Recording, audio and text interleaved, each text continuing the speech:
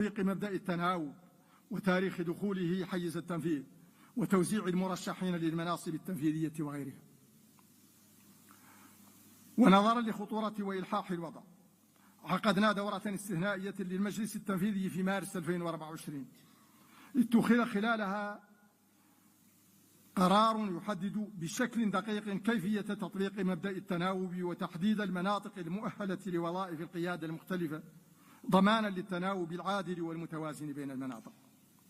وانسجاما مع هذا النفس الإصلاحي عملنا على ملف مراجعة المهارات وتقييم القدرات داخل مفوضية الاتحاد الإفريقي، فتم تنظيم اجتماع استثنائي آخر للمجلس التنفيذي شهر نوفمبر 2024 لاتخاذ القرار بشأن أفضل السبل لإتمام هذه العملية. وبعد مداولات مستفيضة اعتمد المجلس قرارا يوفر حلا لهذه القضية ويضع خارطة طريق واضحة لاستكمال هذه العملية. أصحاب الفخامة والمعالي، أيها السادة والسيدات، لقد أكدت في خطابي التسلمي للرئاسة على أن تجاوز العوائق ورفع التحديات لا يكون إلا بالاتحاد وصهر الجهود الذين تستوجبه قيمنا المشتركة ويمليه إدراكنا لوحدة المصير ويقضي به حجم الرهان ويستلزمه سمو الغاية التي نسعى إليها جميعا. وإنني لأجدد التأكيد على ذات الأمر وأنا أسلم اليوم الرئاسة لأخي صاحب الفخام جاو لورينسو متمنيا له التوفيق والنجاح في المهمة الجسيمة التي أوكلت إلى فخامته، معربا عن دائم استعدادي لدعمه ومؤازرته.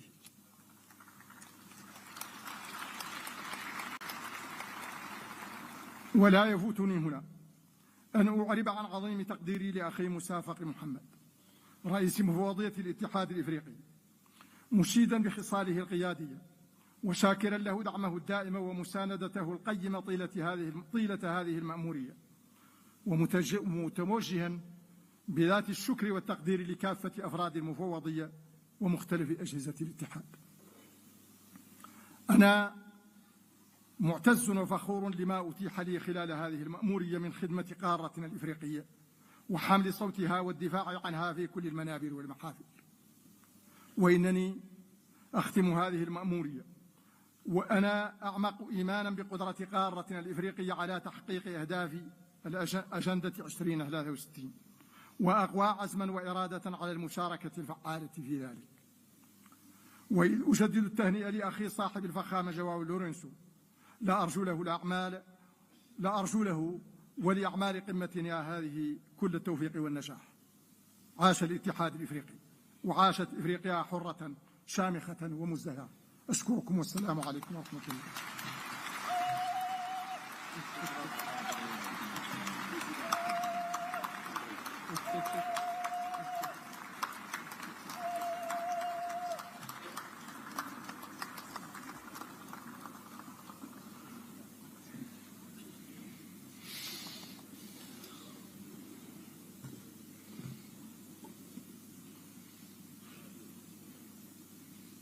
شكرا فخامة الرئيس على كلمتكم.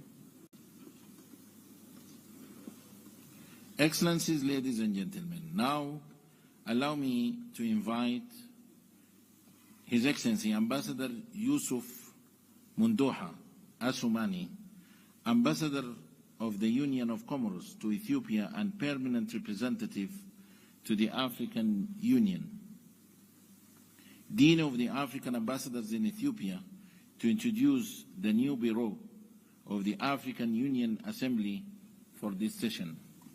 Your Excellency.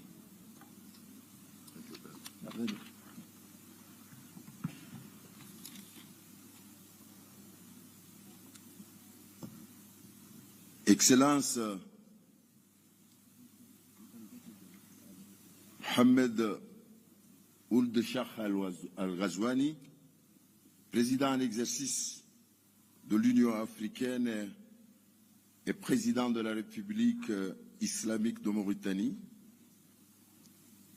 Excellence, Monsieur Abiy Ahmed, Premier ministre de la République fédérale démocratique d'Éthiopie,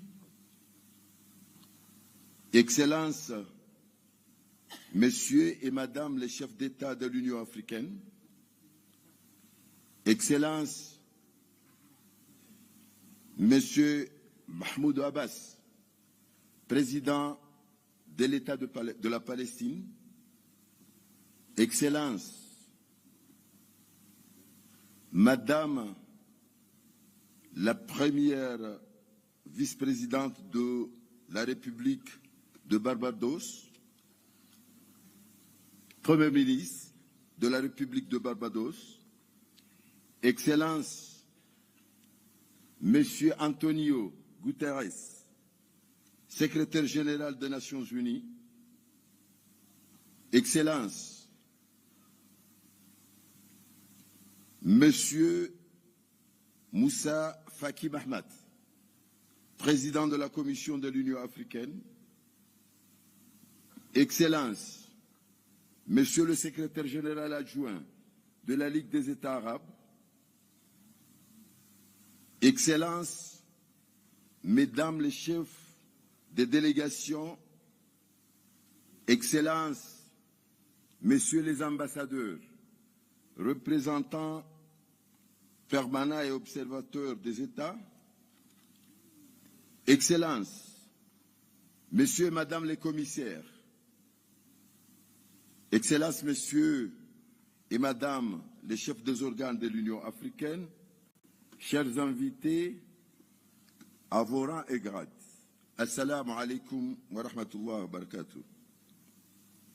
J'ai l'honneur de vous présenter le bureau de la conférence pour l'année 2025, conformément à l'article 16 du règlement de la conférence. Le bureau se compose comme suit. Président, la République d'Angola, Afrique australe. Premier vice-président, la République de Burundi, Afrique centrale. Deuxième vice-président, la République du Ghana, Afrique de l'Ouest. Rapporteur, troisième vice-président, Jamhuri ya Muungano ya Tanzania, Afrique centrale. Afrique de l'Est, Samahan. Rapporteur, la République islamique de Mauritanie, l'Afrique du Nord. Cela a été proposé pour votre approbation et je vous remercie.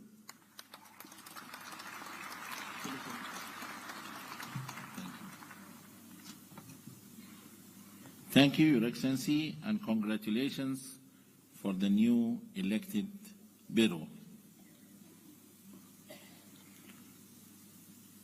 I have the honor now to invite Excellency Mohammed Wil Sheikh Al Ghazwani, President of the Islamic Republic of Mauritania, to deliver his handover speech.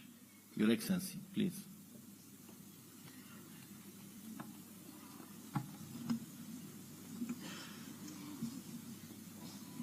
Je voudrais remercier mes chers collègues chefs d'État et de gouvernement, membres de la conférence, de m'avoir porté à la tête de l'Union africaine comme président en exercice au titre de l'année 2024-2025. Durant cette période, nous avons ensemble œuvré à faire avancer l'agenda du développement et de l'intégration de l'Afrique. Je tiens à vous remercier pour le soutien et vous remercier pour l'accompagnement sans faille qui ont contribué au succès de la Mauritanie et de l'Afrique dans l'exécution de cette noble tâche. Et je vais vous demander de me permettre maintenant d'inviter mon frère, le président João Lourenço, pour la passation du témoin et lui souhaite beaucoup de succès et de réussite. Je vous invite, Monsieur le Président. Thank you, Your Excellency. And now I have the honor to welcome His Excellency João Manuel Lourenço, President of the Republic of Angola, the new chairperson of the African Union, for the handover ceremony in the High Table. You are welcome, Your Excellency.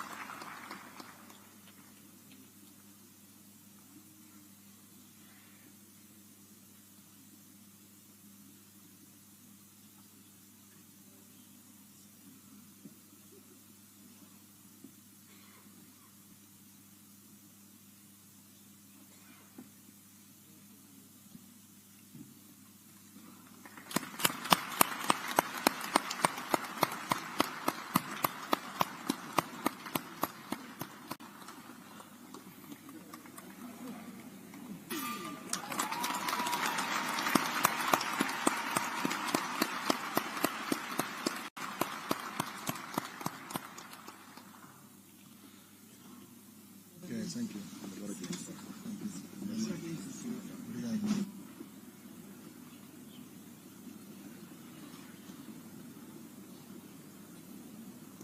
Congratulations, Your Excellency. Allow me now to call His Excellency João Manuel Lourenço, President of the Republic of Angola, Chairperson of the African Union, to deliver his acceptance speech. Your Excellency.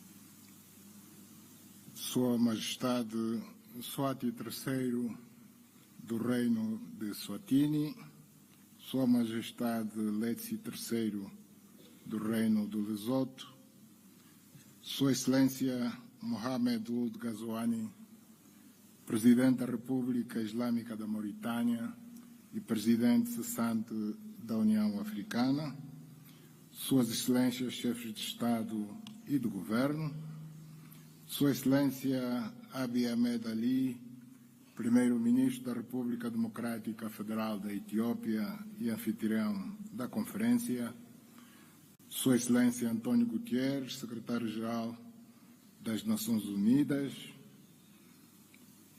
Suas Excelências representantes de chefes de Estado e de Governo, Sua Excelência Moussa Faki Mahamat, Presidente da Comissão da União Africana, membros, Sua Excelência Presidente Mahmoud Abbas, Presidente da Autoridade Palestina, nosso convidado de honra, excelentíssimos membros do corpo diplomático acreditado em Addis Ababa, Excelências, minhas senhoras, meus senhores. Gostaria de manifestar a minha mais profunda gratidão à Sua Excelência Abiy Ahmed Ali, Primeiro-Ministro da República Democrática Federal da Etiópia, e ao povo etíope, por uma vez mais, tal como ocorre no mês de fevereiro de cada ano, albergarem a sessão ordinária da Conferência da mais importante organização do continente africano, pela calorosa recepção e excepcional hospitalidade reservada a todas as delegações desde a nossa chegada a este belo país. Agradeço igualmente a Sua Excelência Mohamed Ould Ghazouani, Presidente da República Islâmica da Mauritânia e Presidente cessante da União Africana, pela forma notável, dinâmica e proativa com que dirigiu a nossa organização durante este último exercício. Foram desenvolvidas durante o seu mandato ações que contribuíram de forma apreciável para a realização dos principais objetivos definidos pela nossa organização para o ano que terminou, como o de se apostar na construção de sistemas educativos pujantes, de modo a permitir o acesso à educação de qualidade a todos os cidadãos africanos, tendo em vista a melhoria do desempenho do continente a nível global, em conformidade com os objetivos preconizados na Agenda 2063 da União Africana e com os da Agenda 2030 das Nações Unidas. Vossa Excelência deixa-nos um grande legado, cabendo-nos a responsabilidade de trabalhar no sentido de valorizar e potenciar ao máximo o trabalho por si realizado, pelo que conto para este efeito com o apoio e experiência do Sr. Presidente e o dos outros Estados-membros da União Africana, de modo a que a República de Angola possa levar por diante uma presidência que vá ao encontro das expectativas dos cidadãos do nosso continente e ajude a acrescentar mais um passo no caminho que percorremos para se alcançar o objetivo do desenvolvimento socioeconômico de nossos países, a concretização da Agenda 2063 no quadro de todas as ações e esforços que empreendemos para construir a África que queremos. Os meus agradecimentos estendem-se a cada Estado-membro da União Africana, especialmente aos da África Austral, região onde estamos inseridos, pela confiança depositada em Angola para presidir neste ano de 2025 a União Africana, numa altura em que o nosso continente se depara com imensos problemas ligados à paz e segurança, que constituem um fator de bloqueio a todas as iniciativas e ações que procuramos levar a cabo em benefício do desenvolvimento das nossas nações.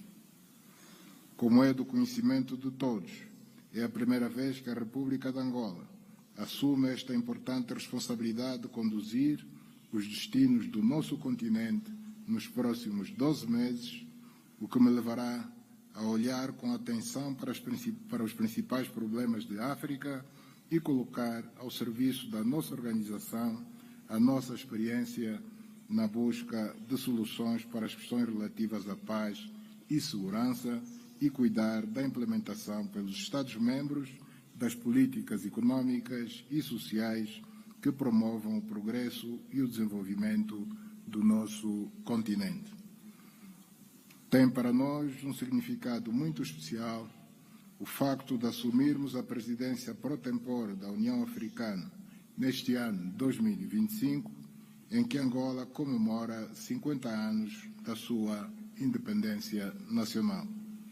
Excelências, minhas senhoras, meus senhores, no decurso desta conferência serão debatidas questões de grande relevo para a organização, funcionamento e crescimento da União Africana, bem como para a operacionalização de um modo prático da questão relativa à justiça para os africanos e os afrodescendentes por meio de reparações, que constitui o lema escolhido para este ano, e também o que Angola elegeu para a sua presidência, que está centrado na importância do investimento nas infraestruturas como fator de desenvolvimento da África.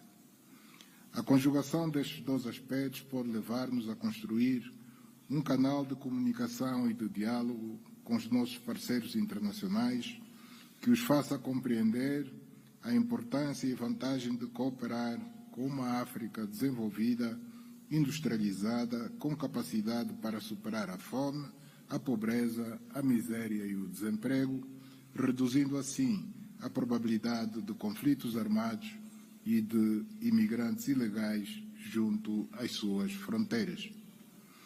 Teremos a oportunidade de abordar estas questões na 4ª Conferência Internacional sobre o Financiamento para o Desenvolvimento, a ter lugar em Sevilha, Espanha, de 30 de junho a 4 de julho do corrente ano, por constituir uma oportunidade histórica para se redefinirem as regras de financiamento global baseadas na justiça econômica e na inclusão. Tendo em conta os compromissos assumidos em conferências anteriores, mas nem sempre cumpridos, designadamente o Consenso de Monterrey, a Declaração de Doha e a Agenda de Ação da Addis Ababa, a 4ª Conferência de Sevilha, visa responder aos desafios persistentes que se verificam no financiamento para o desenvolvimento e favorecer a adoção de soluções inovadoras e eficazes. Temas como a justiça fiscal, o alívio da dívida, o financiamento climático, as reformas nas instituições financeiras globais e a inclusão social devem merecer a nossa atenção para que seja adotada uma posição comum que garanta ao continente o reforço da sua influência na governação financeira global, uma redução dos custos do endividamento e o acesso aos recursos necessários para alcançar um desenvolvimento sustentável. A concretização destes objetivos criará seguramente sinergias que vão dinamizar e ampliar as trocas comerciais, o intercâmbio cultural, técnico, tecnológico, científico e noutras áreas que poderão produzir vantagens significativas para todas as partes. Acreditamos que nas perspectivas que traçamos para os nossos países, enquanto governantes, incluímos programas a serem executados com um grande sentido de prioridade no domínio das infraestruturas fundamentais, designadamente as vias rodoviárias e ferroviárias, os portos e aeroportos, as centrais de produção de energia elétrica e respectivas linhas de transportação e distribuição, absolutamente indispensáveis para a industrialização do nosso continente e a melhoria das condições de vida das nossas populações. No decurso da presidência pro tempore da União Africana, que passamos a exercer a partir de hoje, pretendemos lançar, em articulação com todos os membros desta nossa instituição, um vasto plano de atração de investimentos e de captação de recursos financeiros significativos junto dos nossos grandes parceiros internacionais, para que a Comissão da União Africana estabeleça as bases e defina os projetos de infraestruturas a serem realizados. Destaco o contributo que Angola poderá prestar ao desenvolvimento de África, colocando ao dispor o excedente energético que tem para a mitigação das necessidades de vários países neste domínio da energia. Pela relevância e importância estratégica que assume no quadro da transportação de produtos diversos e também no do comércio intra-africano e no de África com o resto do mundo, gostaria de destacar a importância do corredor de Lobito e dos caminhos de ferro tanzanianos Tazara, que poderão desempenhar um papel incontornável na interconexão entre os países africanos e na promoção do comércio que pretendemos realizar no âmbito da Zona de Comércio Livre Continental Africana. Tendo em vista o que referi anteriormente, considero que devemos ter uma estratégia bem definida para colhermos benefícios significativos do facto de a União Africana integrar o G20, o que constitui uma conquista essencial para garantir que o nosso continente seja parte ativa das decisões econômicas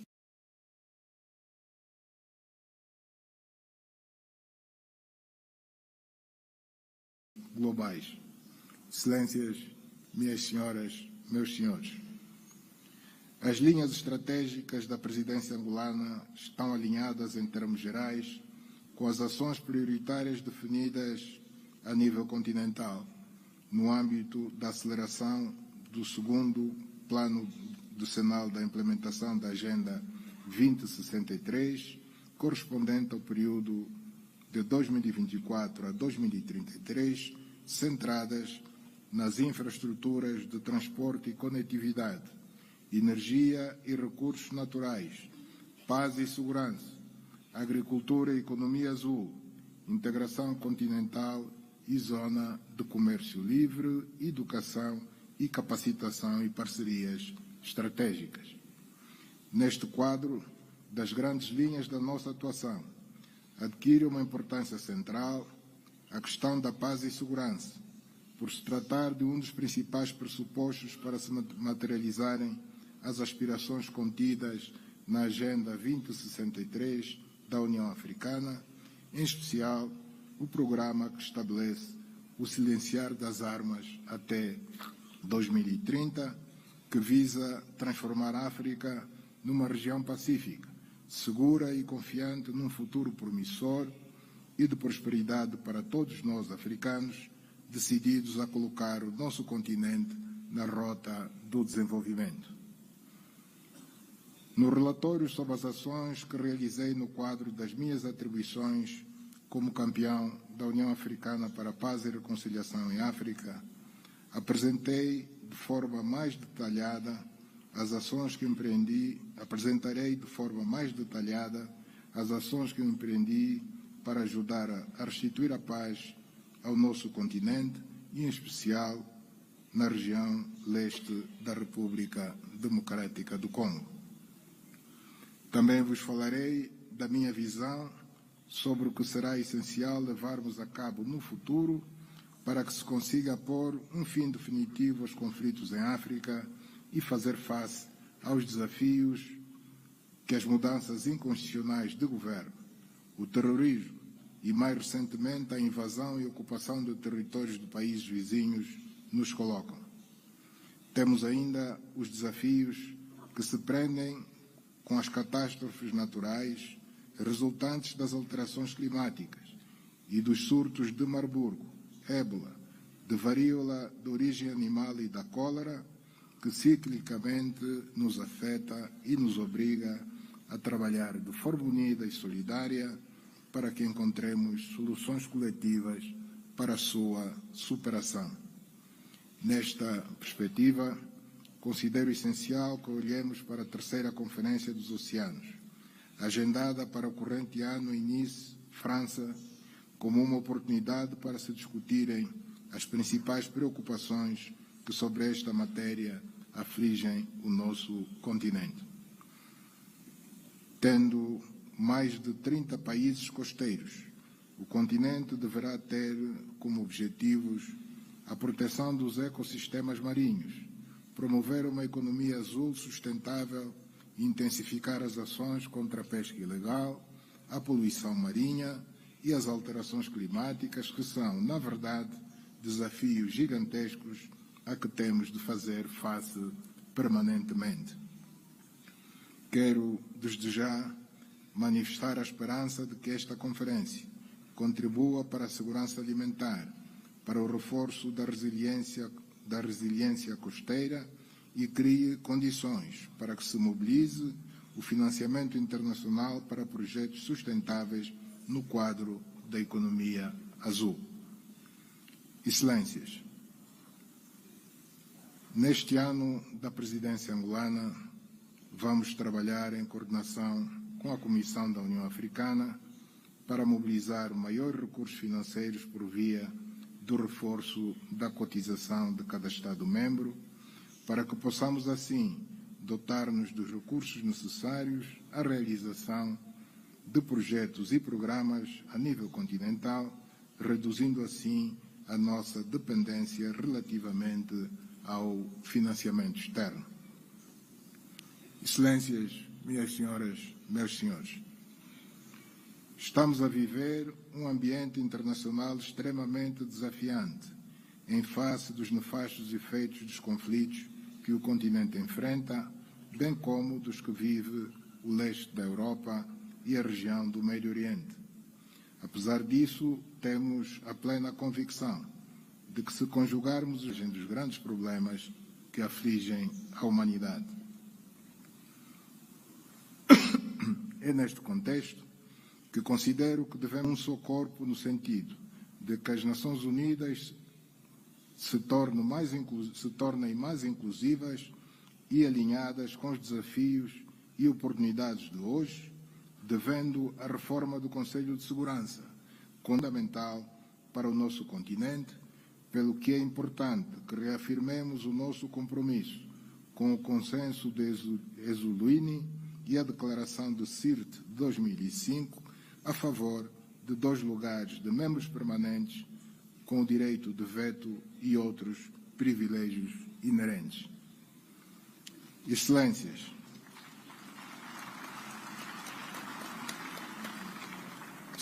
gostaria de pedir a todos a maior contribuição possível para que a presidência da nossa organização continental, que a partir de hoje assumo, possa decorrer num clima de grande compreensão e com o dinamismo que se impõe neste longo caminho que juntos percorremos pela transformação da África num continente de riqueza, de prosperidade para seus filhos.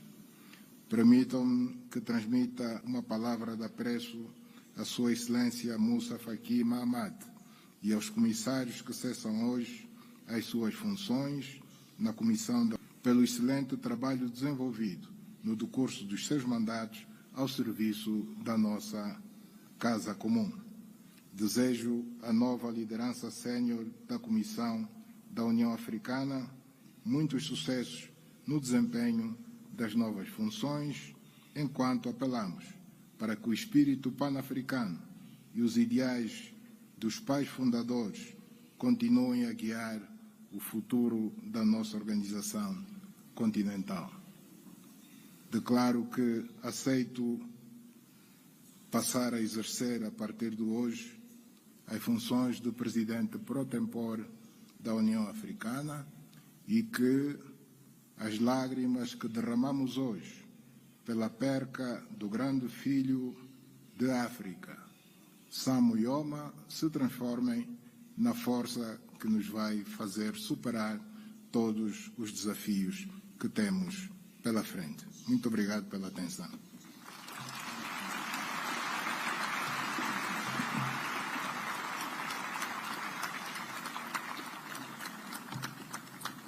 Thank you, Your Excellency.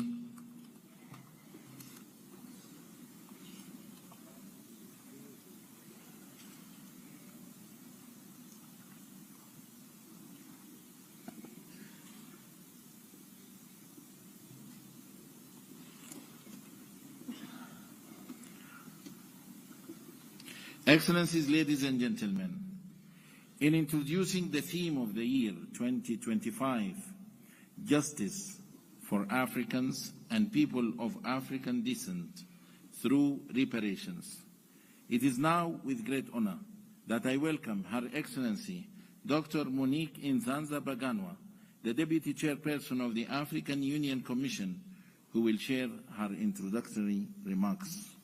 Your Excellency.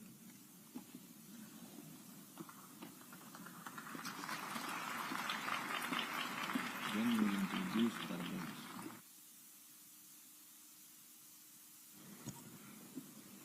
Thank you. Your Excellency, the Chairperson of the African Union, Your Majesties, Excellencies, Heads of State and Government, Your Excellency and dear brother, the Chairperson of the African Union Commission, ladies and gentlemen, in the interest of time, allow me to stand on already established protocol. Over the past centuries, the voices of Africans and people of African descent have echoed in various quarters with a singular demand: justice. Justice for the millions who were forcibly uprooted from their homes.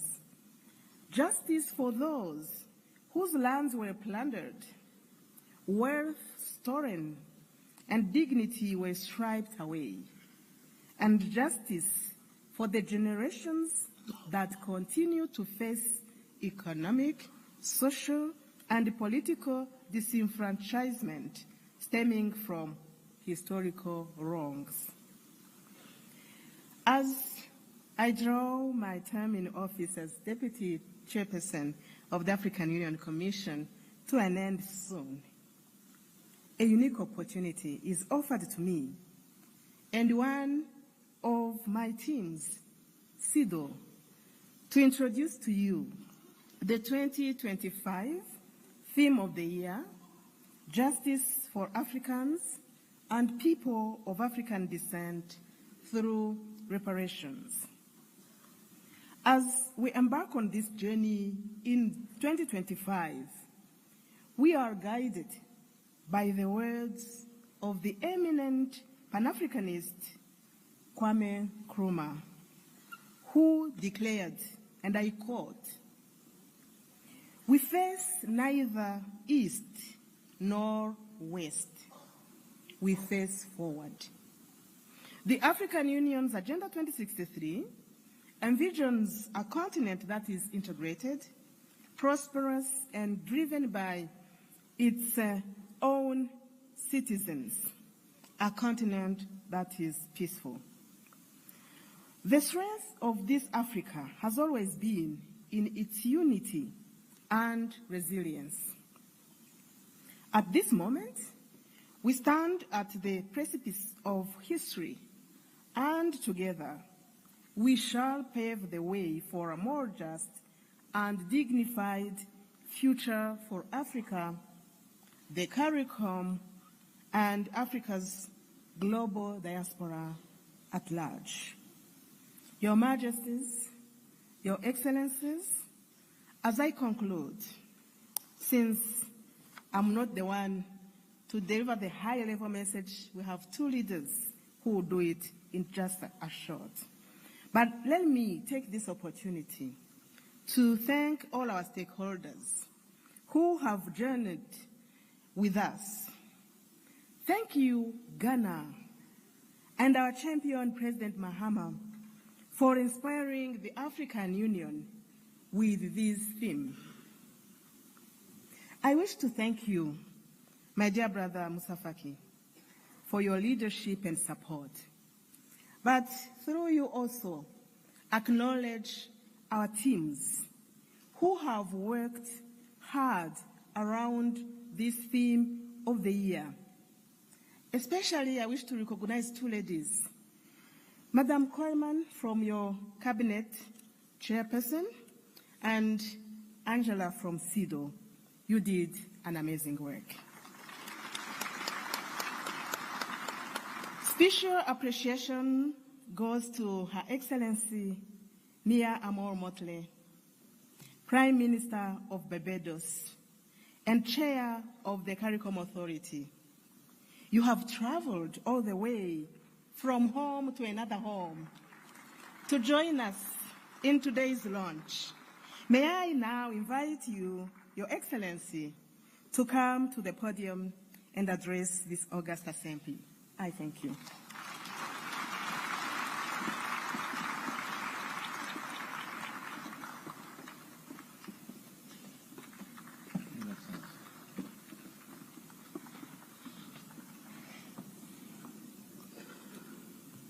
Thank you very much, Madam Chairperson. Your Excellencies,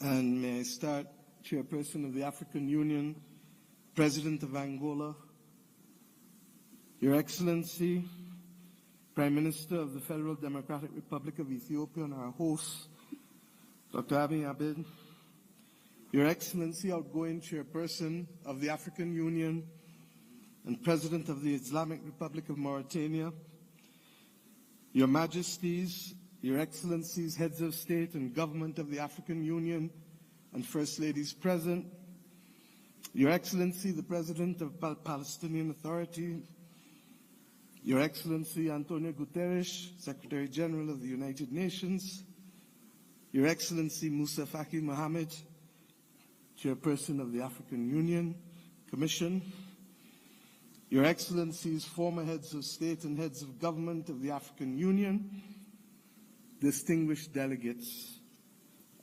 ambassadors, and guests all.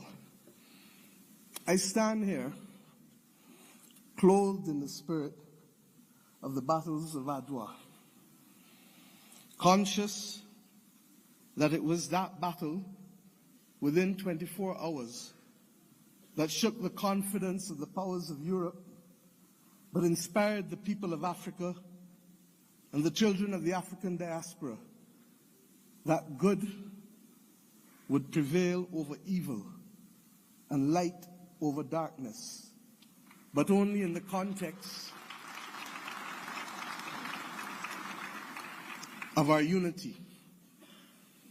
I stand here conscious that it was that battle that forged the beginnings of Pan-Africanism that eventually led to the movement for independence and the destruction of the colonial powers to give us not full development and power, but the first steps of political independence.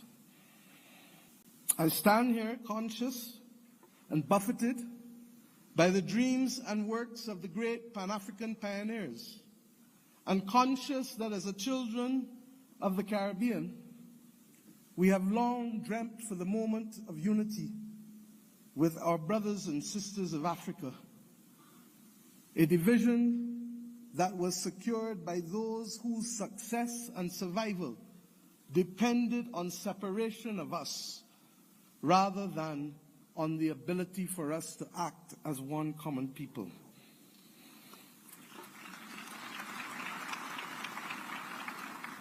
Our relationship, you can say, was embryonic, but regrettably, as long as it has been and as related as we have been, it has been sporadic. And it is up to us as the children of independent states to determine whether the history of separation shall be our future or whether the spirit of Adwa can be our inspiration to confront the challenges of a new world.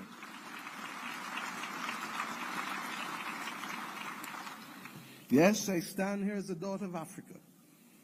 I stand here equally as a proud Prime Minister of Barbados, a country which is the first landmass that you reach after you leave this great continent of Africa, a country which became a hub for the wrong reasons. But today I come to Ethiopia to share with you in the Africa Union that we can be a hub now for the right reasons between our two peoples. I stand here as the proud chairman of CARICOM, the Caribbean community, recognizing that as a member of the 6th region of Africa, we have come to reclaim our Atlantic destiny.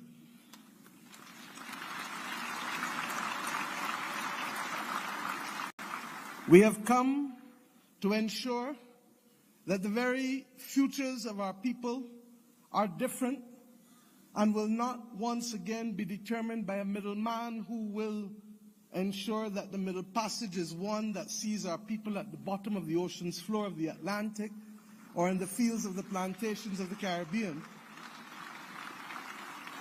but instead that it will be a future that sees our people, hears our people, feels our people, and that will determine in future that it is we who shall forge the manner in which we cooperate, integrate, and invest, rather than simply being victims of our past history. I stand here equally as the chair of the V20, 70 countries across the world that are climate vulnerable, 40% of whom come from this great continent of Africa, recognizing that it is only through unity that we can confront the existential crisis of our generation, that of the climate crisis. The Secretary General of the United Nations has already laid out, ably so, many of the iniquities that we continue to face in spite of political independence. It was His Majesty Haile Selassie who popularized and told us that there shall be no first-class or second-class citizens, words popularized by Bob Marley, learnt by all of our people without appropriately recognizing the context in which he spoke and the mission which must be ours for generations until it is achieved.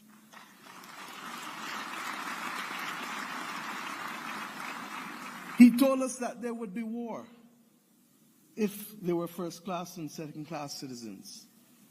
He told us that there would be war if the color of our skin was more significant than the color of our eyes.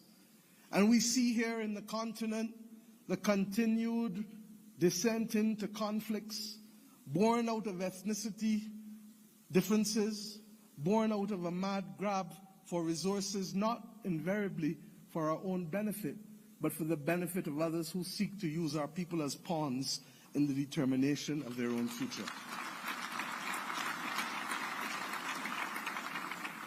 But we stand here as proud people, enough among ourselves to know the difference between right and wrong, and to forge a future that is not for a few, but for the many. Indeed, as the world confronts the climate crisis, it is the poorest of the poor who remain the most vulnerable to floods and droughts and hurricanes. It is the poorest of the poor, and soon to be the middle of the middle, who will no longer be able to access insurance and therefore to be able to forge ahead with development if we do not make changes. We have examples of a partnership that have worked for us, not just from the spirit of Adwa and the conquest and the rise of the Pan-Africanist movement in our history. Recent times, during the COVID-19 pandemic, it was the African Union, under the leadership then of President Ramaphosa, and with the assistance of Dr. Tedros of the WHO, that recognized that the Caribbean, which was being marginalized by denial of access to basic therapeutics, basic medical equipment, to vaccines, that we should not be left as pariahs on the global landscape, but that our brothers and sisters in Africa would bring us through the Africa Medical Supplies platform to be able to ensure that we could secure for our own people.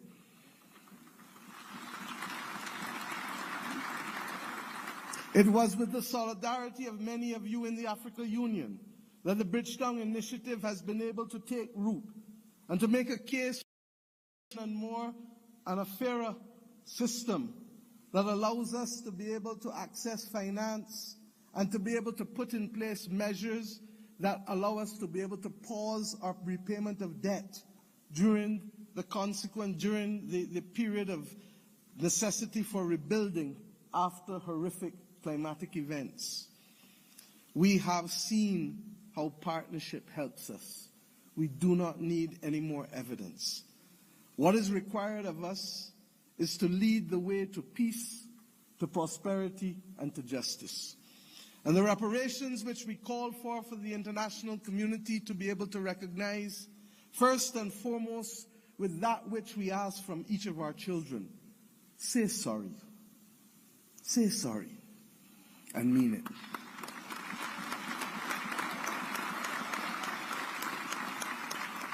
And after you say sorry, recognize that the future of the world is not possible without the stability of Africa and its diaspora.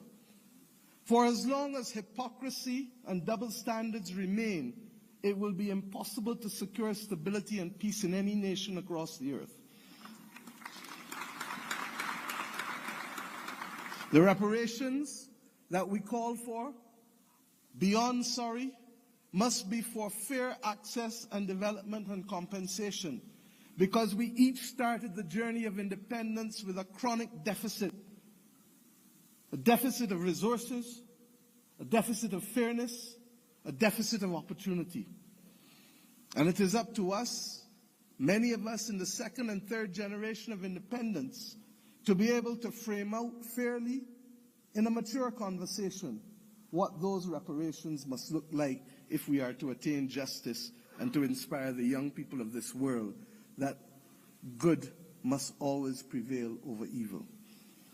But it is not only the reparations that we ask from the international community, because we ourselves must repair the damage that was foisted on us. The notion that transit visas, begging for them, must be the lot of our people in order to move across this world cannot be something that gives us satisfaction.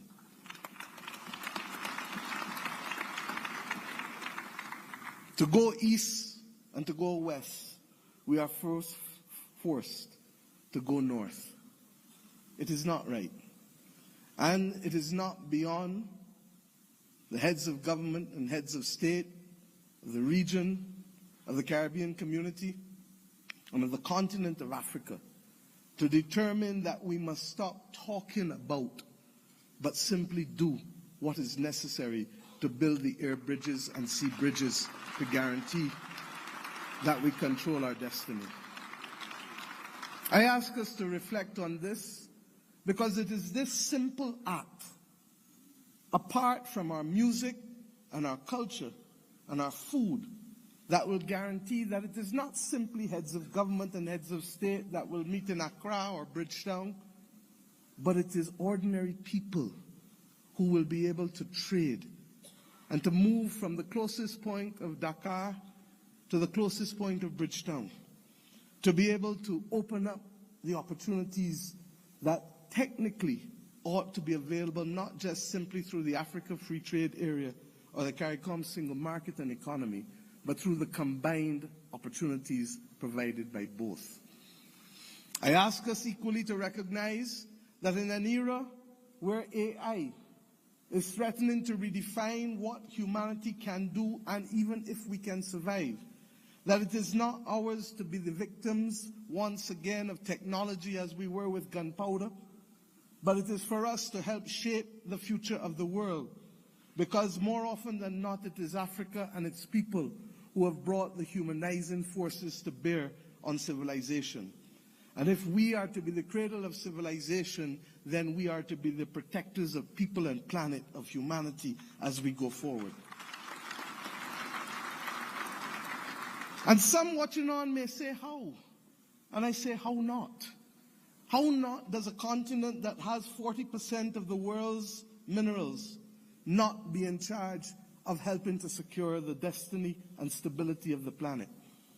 How not does the numbers of our two communities, who constitute a third of the world's states, not act in singular purpose to forge the kind of world that we want, and to be able to ensure that the institutions that deny access to us to hear our voices as reflective of the continent and of the small island developing states of the world, how do we not secure that admission, which is not only just, but a moral imperative if the world is to have stability in this 21st century?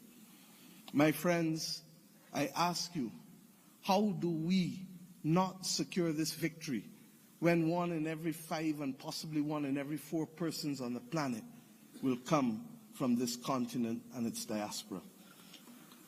Those who lead today have a moral imperative, not just to our citizens in our own countries, but above all else, to unity.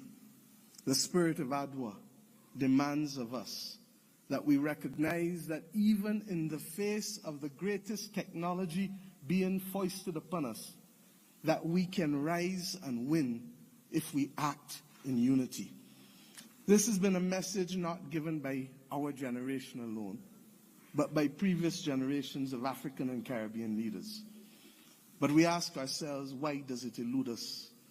And the answer comes not from outside, but only from within.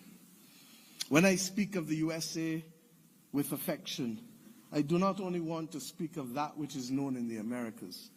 I want to speak about that which ought to have been possible if the 1884 Berlin talks did not take place. The possibility of the United States of Africa, which is as diverse as India, which is as diverse as China in terms of ethnicity and language and religion, but which is entirely possible if we see not ourselves first, but we see the unity of ourselves together. This may be the cry of a naive and romantic daughter of Africa. But if that is the case, I prefer to die being a naive and romantic daughter of Africa than one who is cynical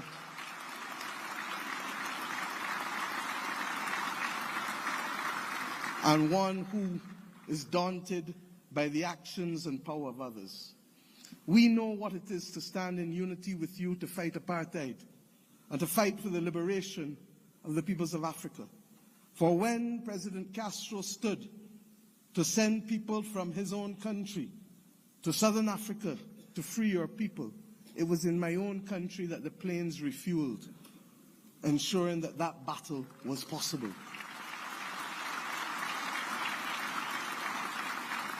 And when 100 years ago, almost, a Barbadian man and woman left our nation and left the United States to come here, Arnold and Mignon Ford, he wrote the anthem and lyrics of the anthem of the United Negro Improvement Association, UNIA, and his wife dared to establish a co-educational school here in Ethiopia, ensuring that boys and girls could receive education in a time and at a time when war was dominating the global landscape. They chose to see light rather than darkness. I ask us today, in tangible terms, that will allow our people to travel, that will allow us to pool our investments to ensure that the people of Africa not be denied the electricity that is so necessary as a platform for participation in the new world. I ask us not only to pool that investment, but to also ensure that we pool our voices, because there is too much division in this world today. There is too much war and there is too much conflict. And we know what precipitates and causes that. If we leave Addis Ababa with the commitment that the world is not going to be safe without a prosperous and stable Africa, then we understand what is the moral imperatives we must undertake in each of our countries to secure that unity of purpose and to secure ultimately the saving of the people and planet. I ask you today to recognize that, and I thank Prime Minister Abiy Ahmed for agreeing that the first in-face summit of CARICOM and the Africa Union should take place here in Addis Ababa on the 7th of September of this year of our Lord.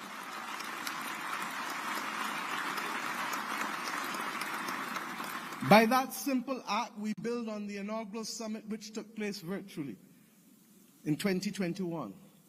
But more importantly, we seek to regularize and to establish as a permanent point of interaction the unity of which I speak and call for. And I ask you as I leave this podium to recognize that we too in the Caribbean want to see you. Indeed, in my own country in Barbados, we will celebrate the Caribbean Festival of Arts, the 15th CariFesta, from August 22nd to August 31st.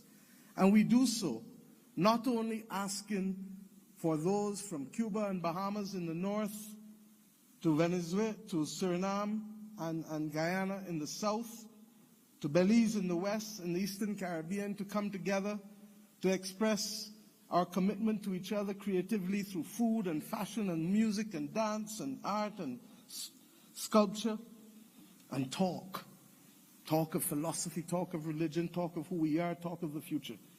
I ask us to recognize that we celebrate this year our resilience, and that we do so not only asking the people of the Caribbean to come, but the people from whom we came here in Africa, in India, in China, and the continent to which we went, in particular, in Central America and Latin America.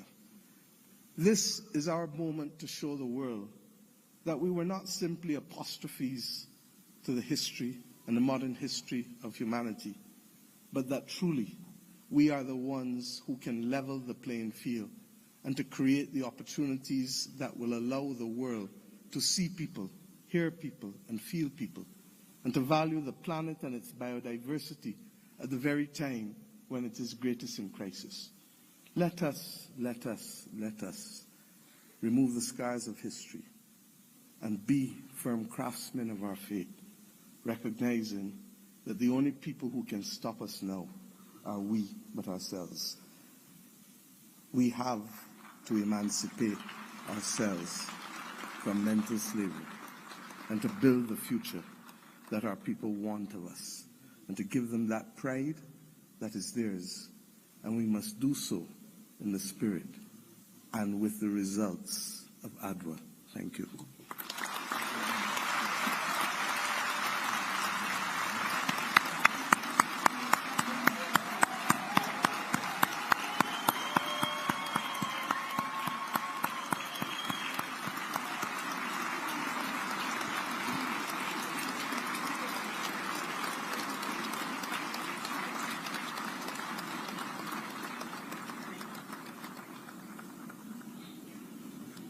Thank you, Your Excellency, Prime Minister of Barbados, Chair of the Caribbean Community, CARICOM, for a global call for the African Union theme of year 2025.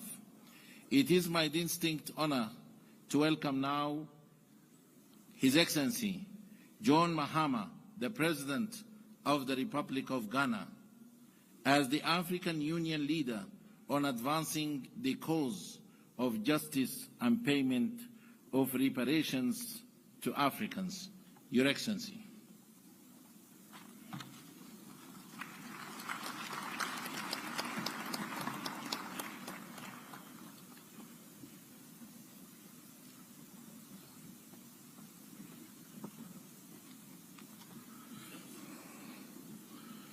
Thank you.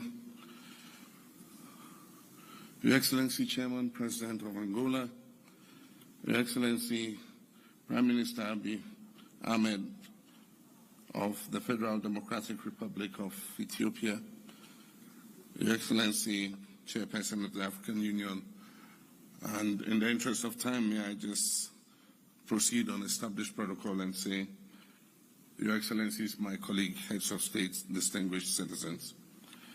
It's a privilege to address this historic launch of the African Union theme of the year 2025, and I quote, "Justice for Africans and the people of African descent through reparations," unquote. This moment marks a significant milestone in our collective pursuit of justice, equity, and the long overdue recognition of the historical injustices that continue to shape the lives of Africans and the people of African descent worldwide.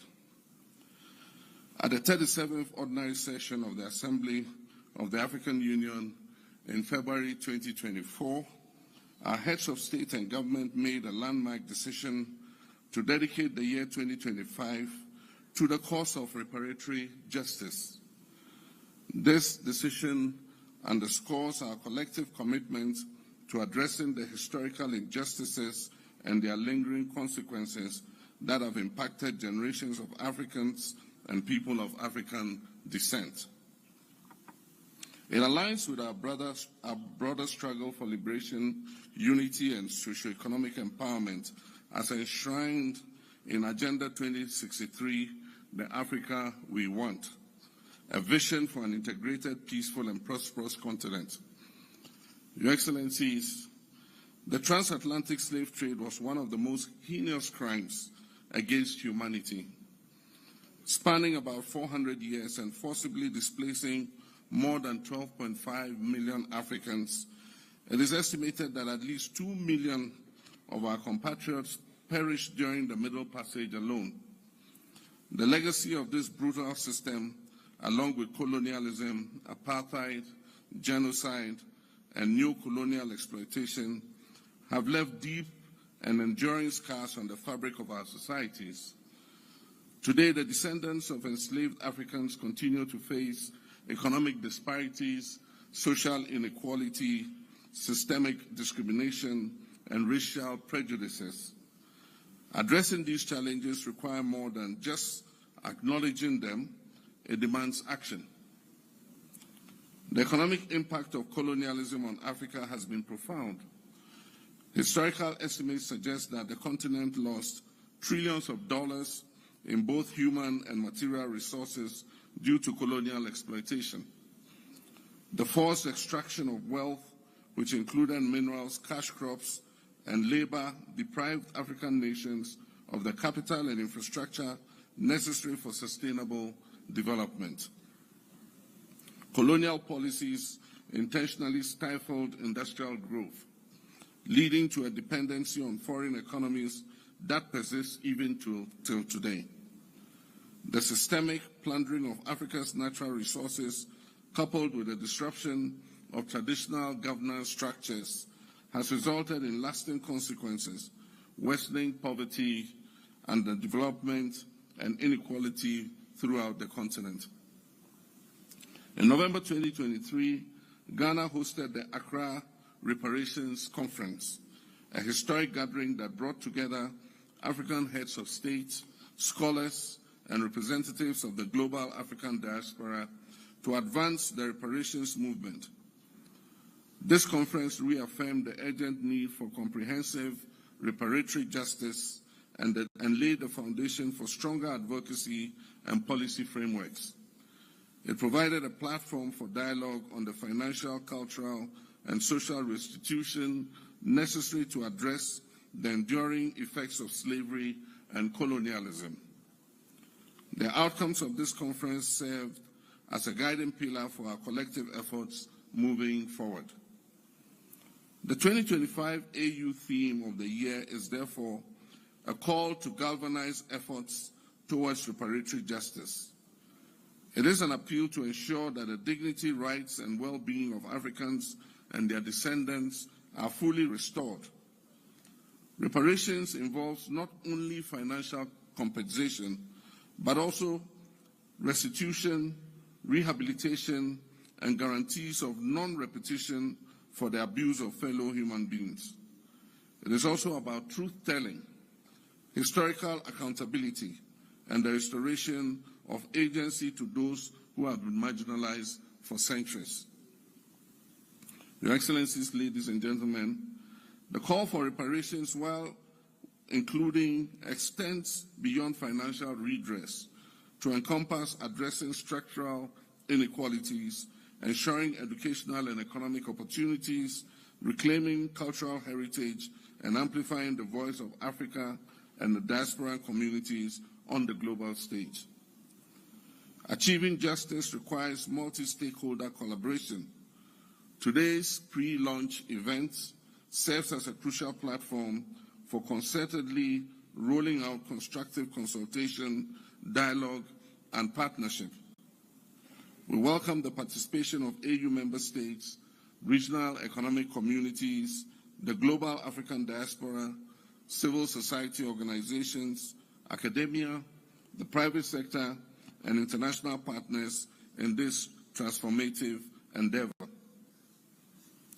The African Union Commission, in collaboration with key partners, have developed a concept note and revised the roadmap to guide the implementation of the reparations agenda. This initiative will further the aspirations of Agenda 2063, fostering an Africa that is self-reliant, just, and inclusive. Through this launch, we seek to, among other things, mobilize political will and commitment towards reparatory justice and racial healing, present and discuss the roadmap for implementing the 2025 theme of the year, foster partnerships among AU member states, diaspora communities, and like-minded international allies, engage stakeholders in resource mobilization efforts to support reparations initiatives across Africa, elevate awareness and advocacy to ensure sustained engagement beyond 2025, encourage dialogue and knowledge sharing among experts, policymakers, historians, and affected communities, and finally, to ensure an end to the culture of silence and denial on racism and colonialism. Your Excellency, the work ahead requires a unified voice, a clear strategy, and unyielding commitment. Today, we reaffirm our commitment to working together to develop policies and frameworks that will support reparations efforts across Africa and beyond. We must continue to advocate for stronger legal and institutional mechanisms at the national, regional, and international levels to ensure that reparatory justice for the historical trauma inflicted on global Africa is not just a conversation, but a reality. Your Excellencies, ladies and gentlemen, to conclude, I wish to express Ghana's unwavering support for this critical initiative. Let us seize this moment with the determination it deserves as we work together towards a future that is fair, that is just and equitable for all Africans and people of African descent, and by natural extension, the uplifting of all humanity. I thank you.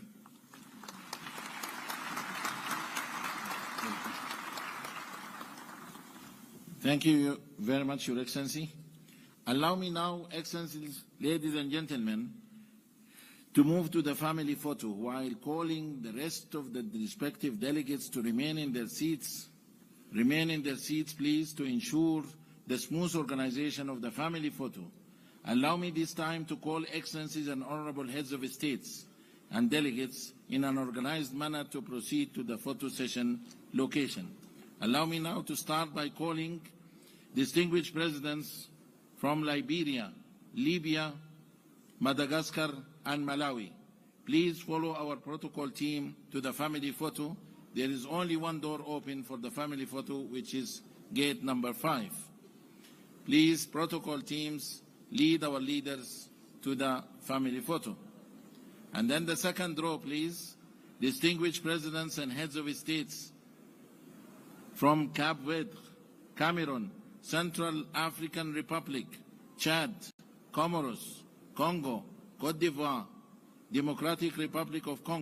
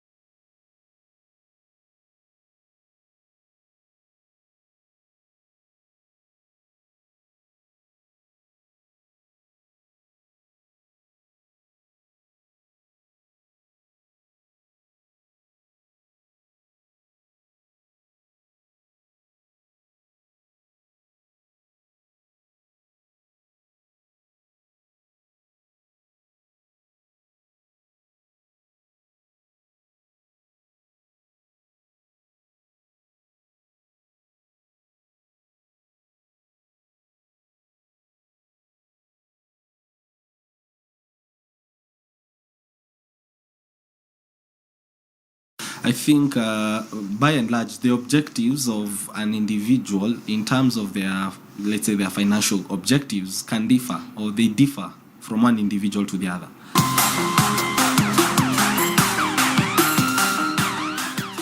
Hi, welcome to a new year and welcome to a new season of Make Money the podcast. We pick it up from where we left, and it's always, the goal is to give you some investment and business nuggets that would be useful to you. And today, we'd like to talk about infrastructure bonds. And why infrastructure bonds? This is a unique category of government securities that never comes so often, but when it does, it's offering you the highest rate of return with no tax deduction on your interest income, hence making it quite lucrative for you as an investor. And so we'd like to speak more about infrastructure bonds, and I'm happy to have a senior research analyst at Investment Bank, and Mr. Ronnie Choka. Welcome to the podcast. Thank you so much, Kefa. And I did try there to set a quick contest around what infrastructure bonds are. And of course, I think the first question stems from their nature. They don't sell, it's not a routine sale of these bonds. So we don't see them every now and then. So it's unique in that. So about 2 to 3 every financial year. But you get the highest return without any tax on the interest earned there. Maybe we would go to the structuring of these. Of course, we know this makes them quite lucrative for investors. Anybody looking to invest in government securities, then, your prime paper is the infrastructure bond. Do you think these are deliberate structuring that you have the highest return on a paper that actually is costing you nothing in terms of taxes? Thank you. Thank you so much, Kefa. Mm-hmm. Maybe I can just do a brief intro as a brief background myself, then get into the first question. I'm Ronnie Choka. I'm working as a senior research analyst at Capital A Investment Bank, which is a newly launched franchise. We are the leading fixed income traders in the market. And indeed, it is a pleasure to be hosted on your show to talk about one of the subjects that is of most interest, especially to our Kenyan investors, the subject on infrastructure bonds. So maybe I can quickly hit the ground running. Yeah. With infrastructure bonds, yes, they are very, very attractive. They tend to command significant attention in the retail market by retail investors, more so because not only are you getting high-end interest rates on what we call risk-free basis, you're also exempt from taxation on these papers. So withholding tax does not apply on infrastructure bonds. And I think this is what appeals to most investors, since the net return is simply the stated gross return. Yeah. I think to a large extent it is. The government is very, very intentional on having infrastructure bonds designed in the particular form it is. Firstly, because with such an offering of tax-free returns and high-end or top-tier returns, you are able to attract as much investments from the CBK's perspective. They're able to attract as much subscriptions as possible whenever they need to. And it becomes a very efficient tool of raising capital, specifically because now, even if you look at all infrastructure bond prospectuses, they are particularly earmarked for infrastructure projects in any fiscal year. So the proceeds of any infrastructure bond issue are expected to be channeled towards infrastructure projects like building dams, mega dams, hydropower generation plants. It could be mega highways and so on. Some can have a positive ROI, some can just be, for social benefit. Yes. All right. So I think we spoke about their rarity, or rather they're seldomly issued. So it's not every other day that you'll find, unlike your T-bill auction that's weekly, it's rare to find an infrastructure bond sale, and we know they are mostly timed around twice a financial year. Yes. So beginning of the year and towards the end of the year. Yes. And so that brings me to the February infrastructure bond we have, February 2025, that closes on the 12th of this month. Yes. I think it comes where we know, rates have been moving lower, and we can see the attempt by the central bank to try and make sure the interest rate is not as high, or to align with the movements in interest rates. Yes. And we've seen them reopen an older infrastructure bond as opposed to issuing a new one where, you'd start worrying about where the rates might go on that. Yes. Given where interest rates are moving, I think it's something we spoke about on this podcast towards the end of last year, that interest rates are coming back lower, and perhaps there's an opportunity cost to maybe move your money elsewhere. But for someone still interested, I've not had, any money in an infrastructure bond or any government security for that matter. The feeling is that we're in the last innings. For anyone who watches any cricket or baseball would be more familiar with this. We're in the last bit, in that extra time of, locking in that higher return. Does this then still make it as lucrative, the February issue, as lucrative as, say, February last year, when we had, the highest returning paper I think I've seen in quite some years, 18.46% last year. Yes. We are sadly not at the same levels as we were last year. Exactly. But do you still feel this is an opportunity for someone, wanting to diversify, or someone, they feel this is perhaps that opportunity to get into, a tax-free instrument? Yeah, thank you. I think you're raising a very important question. And I think even for your listeners, one thing we need to understand is that interest rates tend to be dynamic. They tend to fluctuate from time to time, depending on global conditions, the risk sentiment in the geopolitical space. It also tends to fluctuate based on inflationary trends.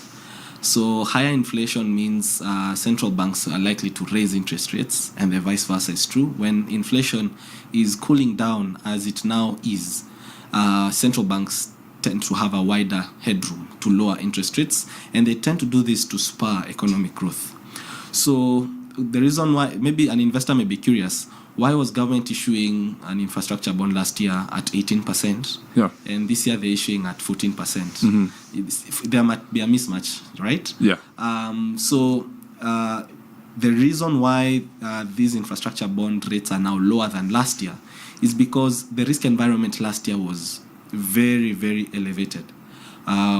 In Kenya in particular, we had very high inflation rates, averaging at around 9%.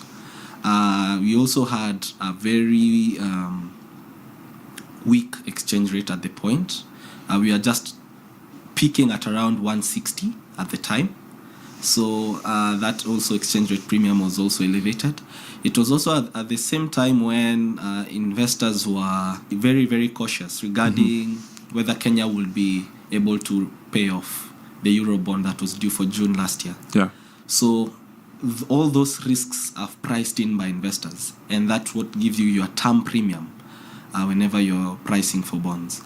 So when we compare that and contrast it with the situation now, inflation has cooled down rapidly. We are now at 3%.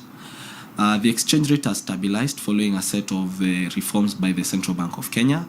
Our reserves are above the minimum threshold by the CBK. Yeah.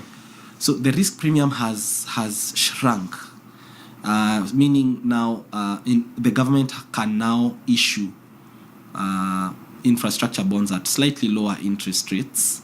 And from their perspective, you have to understand, I mean, it's fiscally responsible of them to, you can't sustain issuing 18, 19, even 20% coupon infrastructure bonds, even if you wanna make it, you wanna give a good deal to investors.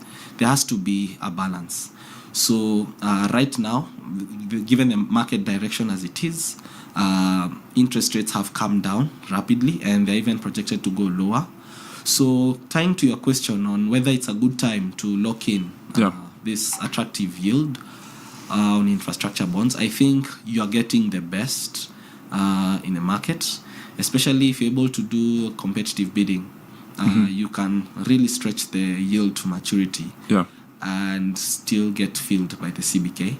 More so because now we have a buyback. The CBK is also spearheading. And maybe I don't know whether that deserves a separate conversation. That may deserve a different day conversation.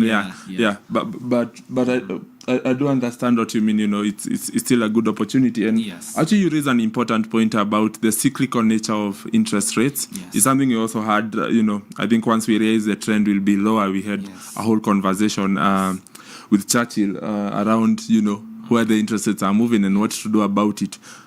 Do you feel that perhaps maybe there's more contentment needed among investors? You know, there are people who missed out on the 18.46% IFB from last year, and now I think you get the best around, you know, 14.2% a coupon is what you can get, or a return for the current issue, you know, trading now.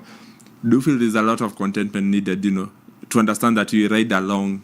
As an investor, you ride along through these waves of interest rates, because I think there's a time people just thought, you know, this era might even push into, you know, the 20s, the 21%. There was that time last year, and like you mentioned, the risk we were facing. But now those risks have not materialized, and we are back, you know, we are back down to where, you know, you might call it common sense, in a sense of where interest rates are. Do you feel as an investor, then you just ride through these, you know, take the premium now, you know, take the premium you can get now, which is 14.2%. Don't worry too much about what will be, because again, like you say, future rates will always price in the risks that are there. I think, the financial market environment is that change is the only constant. So with interest rates coming down, as the CBK is currently nudging them to be, if the forward outlook, or if our outlook 1 year from now is that interest rates will be even lower than where they are now, then it is very rational to lock in the high yields in this environment, knowing that maybe 1 year from now, maybe we may be at 12 or even 11% infrastructure bonds, right? So I think it would make rational sense to add or to layer such a high-yielding infrastructure bonds to your portfolio, especially knowing that these infrastructure bonds are very few and far between. we may have, typically, we usually have 2 to 3 infrastructure bond issues or reopenings in any financial year. And these are also not guaranteed, knowing that the central bank doesn't give, let's say, a 1-year calendar of issues. Yeah. So they may even decide, we can have even a 1-year drought of infrastructure bonds. Yeah. So it's always favorable, to lock in the high yield whenever they pop up. Otherwise, you may be getting taxable FXDs, maybe even lower coupon offerings over the next 1 year. Mm-hmm. Yeah. I'm going to move to structuring of a portfolio, a personal portfolio around government securities. You have the option from T-bills, which are, the shorter maturing papers. Then we move to bonds. It's either it's an infrastructure bond, the tax-free one, the premium one we all want, or the other, the other, FXD bonds where, it's 10 to 15% tax on the interest earned. Now, this is a question I get a lot from people who always ask me, since we have a feeling it's 2 to 3 IFBs every year, can I just have a portfolio of just IFBs? Can I just purpose, I'll skip the FXDs. I'll maybe use that opportunity to put some cash away. And of course, at 50,000, the minimum now. So a lot of people do bypass your T-bills, your FXDs, and just put their priority on IFBs. Do you feel it's locking in too much on one category of paper, or is it actually a good strategy, just having IFBs as your government securities portfolio, enjoy the tax-free benefits, and not worry too much about what's happening with the rest of the issuances? In terms of portfolio management, in terms of whether you can rely on having only infrastructure bonds in your personal bond portfolio, I think there are certain challenges that can hinder your ability to, plan or to add them to your portfolio, knowing that, one, they are not certain. They come once in a while, and they're not guaranteed. Yeah, so the government, yes, on average, they tend to do two in a year, but they can decide to skip for whatever reason. They can decide, let's just do FXTs and only do IFBs whenever we have a really mega project we want to carry out, right? Yeah. So yes, it can be a very good strategy. Usually we recommend what we call barbell strategies. So a barbell bond investment strategy is where you have like a barbell. On the one end of the barbell, you have short-term T-bills. And on the other end of the barbell, you have long-term infrastructure bonds. So the advantage of evening them out this way is that despite any changes in interest rates in the market, you'll be cushioned in the sense that these long-term infrastructure bonds, when interest rates move up, they tend to lose value. But that effect will be evened out by your ability to these maturing short-term T-bills, you'll be able to reinvest at the high prevailing rates. On the other side, if interest rates come down rapidly, on this T-bill side, you're exposed to the risk of reinvesting at low single-digit rates. But now, because your infrastructure bonds are suddenly rising in value, then that compensates for that loss you're getting. So that's a very popular strategy we usually recommend to our investors. Something else people struggle with, I know this came up from your response here, just understanding the understanding of yields and prices, and it would be a whole lesson about how bond prices and bonds move opposite each other. The question here is whether sometimes as a person you buy these things to maturity, perhaps save yourself from the danger or the risk posed by having to sell in the market, like you said. Sometimes the value of what you hold will no longer be how much you had put in. How does an individual walk through this? How do you navigate? Do you just buy to maturity where you're just assured of interest payments every 6 months until you receive back your principal at the amortization stage? Or can an individual replay the game of what would be a bigger institutional investor where you're looking for opportunities to offload what you might have. Do the same exist for a person, or would you feel it's a bit of a stretch here? Yeah.